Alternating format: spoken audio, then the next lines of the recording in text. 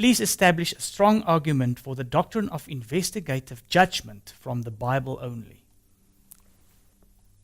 There are many people that say that the Adventists have it wrong when they talk about an investigative judgment. The words investigative judgment do not appear in the Bible. But that doesn't mean that the principle of an investigative judgment does not appear in the Bible. Yeah.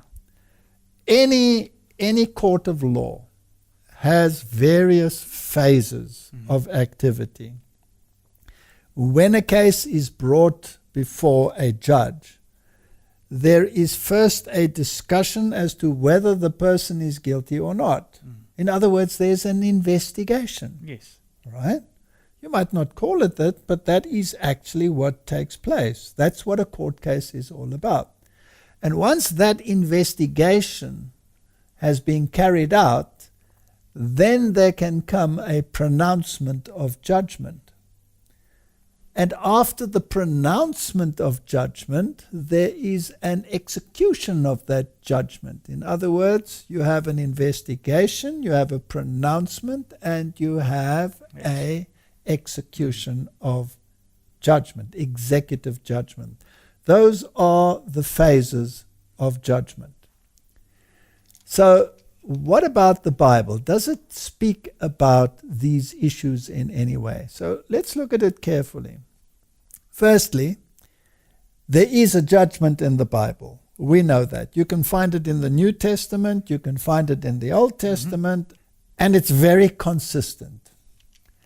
So there is a judgment. Let's read a few verses. Ecclesiastes 12 verse 13. Let us hear the conclusion of the whole matter. Fear God and keep his commandments, for this is the whole duty of man. For God shall bring every work into judgment with every secret thing, whether it be good or whether it will be evil. So there will be a judgment, right? Definitely. And who is the one who's doing the judging here? God. God. Secondly, the judgment is for all men. Romans 14 verse 10. But why dost thou judge thy brother? Or why dost thou set at naught thy brother? For we shall all stand before the judgment seat of Christ. All judgment has been handed over to Christ. Yeah. In a very interesting sense, Christ himself is also being judged. Yeah. Because there was a war in heaven, and Satan accused the government of God. In other words, he accused Jesus Christ of unfair practice by eliminating him from heaven and yet providing redemption for Adam and Eve. Yes. So Christ and his righteousness, his correct doing, are also, in a sense, being judged. Now the third point is the judgment will be for the righteous and the wicked.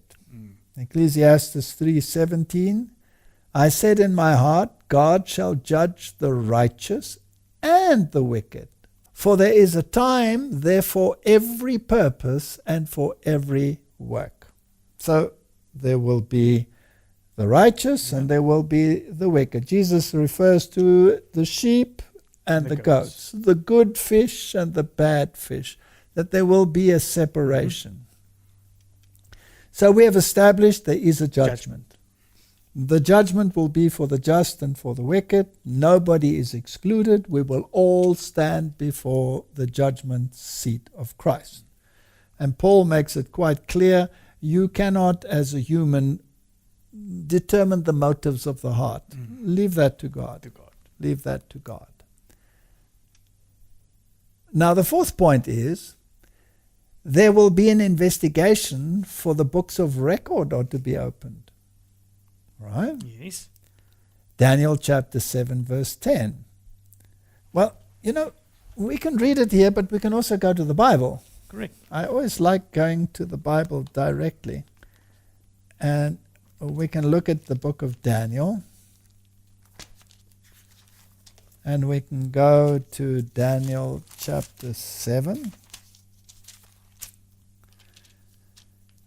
And interesting, in chapter 7, he describes these creatures, these beasts that arise, these kingdoms that will arise. Mm-hmm. And from verse 9, we have a new paragraph. And it says, I beheld till thrones were cast down, and the Ancient of Days did sit, whose garment was white as snow, and the hair of his head like the pure wool. His throne was like the fiery flame, and his wheels as burning fire. A fiery stream issued and came forth from before him. Thousands ministered unto him, and 10,000 times 1,000 stood before him. The judgment was set, and the books were opened. Now, Martin, where does this scene take place? In heaven. It takes place in heaven, and books are being opened. Yep. Now, what books are these? There are various books mentioned in the Bible. Mm-hmm. There is the book of life. Yes. And by the way, who is written in the book of life? Every person. Every single person is written in the book of life. So Christ died for all. Yes. But can your name be removed from the book of life? Unfortunately, yes. Unfortunately, yes. And that will be based upon what? Your acts, your deeds, and your decisions. Yes. Right? I beheld, then because of the voice of the great words which the horn spake, I beheld even till the beast was slain and the body destroyed and given to the burning flame. So while this scene is taking place in heaven, there are great words being spoken down here, Mm-hmm. and he looks through the stream of time even to the point where that entity will be destroyed. Yes. So basically, Daniel 7 tells us about a judgment scene which takes place in heaven, and books are being opened. Now, what would be the purpose of opening books? To glance at it and look at it, read it, see what's going on in there. And to investigate Yes, whether investigate. someone is in the book of life or not in the book of life. Yes. Are there deeds of such a nature that they will not be scratched out of the book of life? Did they have faith, etc.? So Luke chapter 21 verse 36 says, Watch ye therefore and pray always that you might be accounted worthy to escape all these things that shall come to pass, and to stand before the Son of Man. So in other words, the time will come when you will stand before the Son of Man and give an account. Mm-hmm. But the books have already been studied in heaven prior to that. Prior to that. Okay. The fifth point is there will be a pronouncement of the verdict. So there must be an investigation. The books were opened. And take care of how you live your life, because eventually you will confront Christ himself, and you will be confronted with whatever has been determined from that investigation. And then there will be a pronouncement of verdict.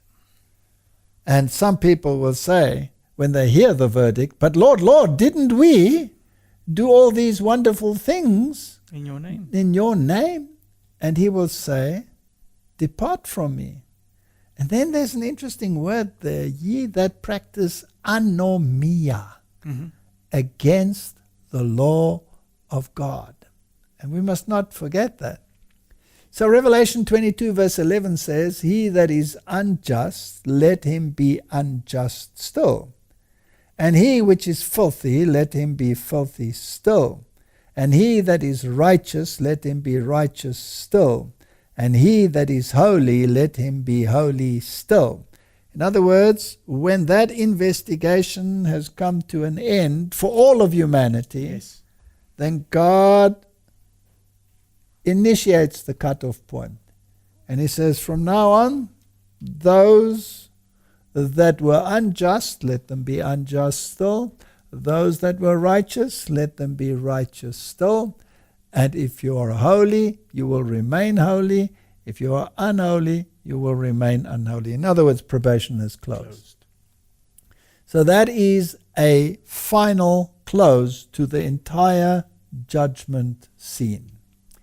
Revelation 22 verse 12 says, "And behold, I come quickly, and my reward is with me, to give every man according as his work shall be."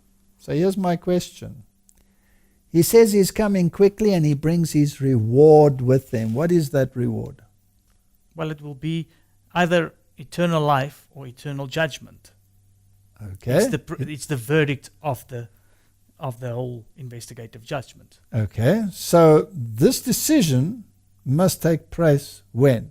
Prior? Yes, prior. Or after his coming? Before. Otherwise he cannot bring his reward with him, Can't right? come with the reward, yeah. So obviously there is this investigation and the pronouncement of the close of probation, and then when he comes, his reward will be with him. Now, in the resurrection, is there more than one resurrection? Yes. Yes. You have the resurrection of the just, and the rest of the dead did not wake up, right? That says the Bible. And they remained in the graves how long? 1,000 years. 1,000 years. So only if you are part of the first resurrection are you part of the resurrection of the redeemed. If you're part of the second resurrection, then that is very bad news. It means that you are eternally lost.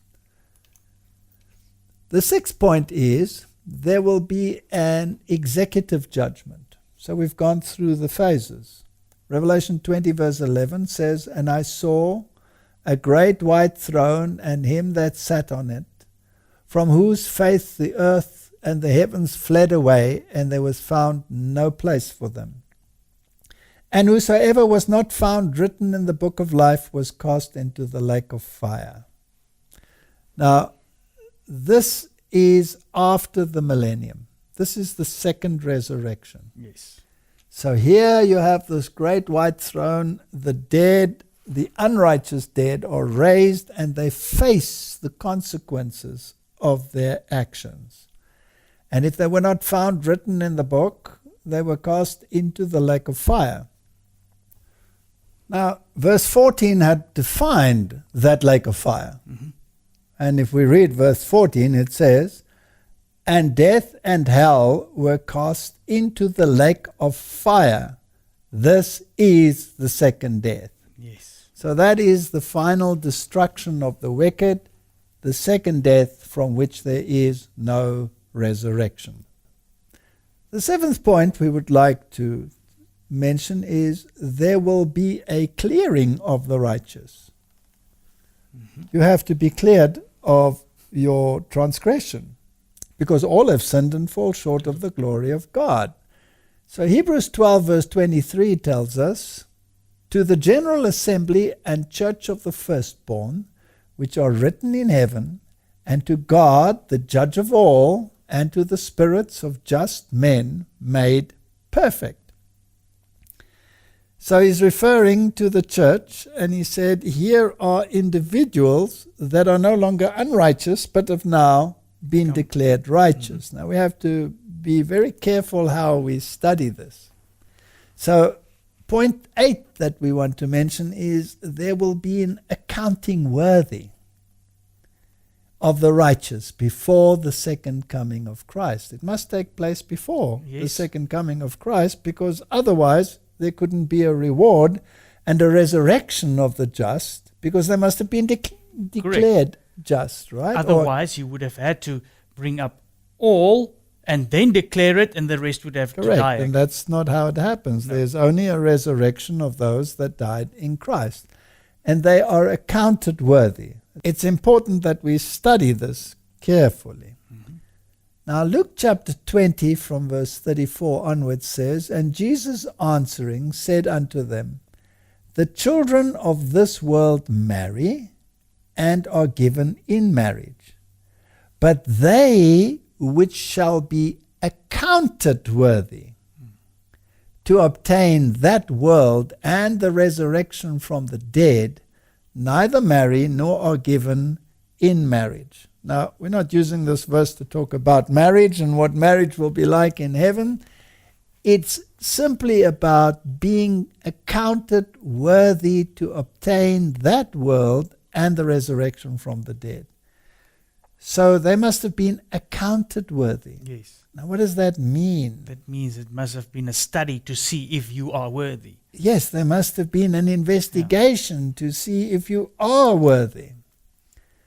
So this accounting worthy, verse 36 says, "Watch ye therefore and pray always, that you may be accounted worthy to escape all these things that shall come to pass, and to stand before the Son of Man." In the investigation, you have to be accounted worthy. Otherwise, you cannot be part of the first resurrection. Correct. So let's look at this word, accounted worthy. What is it in the Bible? The word is kataxiou. And this is the concordance, Strong's, to deem entirely deserving, to count worthy. Now, according to Moulton and Milligan, this Greek word does not mean to make worthy, but to count worthy. And here is again a difference between Catholicism and Protestantism. Catholicism teaches that you are made worthy. Protestant teaching is that you are counted worthy. In other words, it is the imputed and imparted righteousness which you appropriate by faith, which makes you counted as worthy. So the gift is always a gift from the giver and not something that you eventually attain.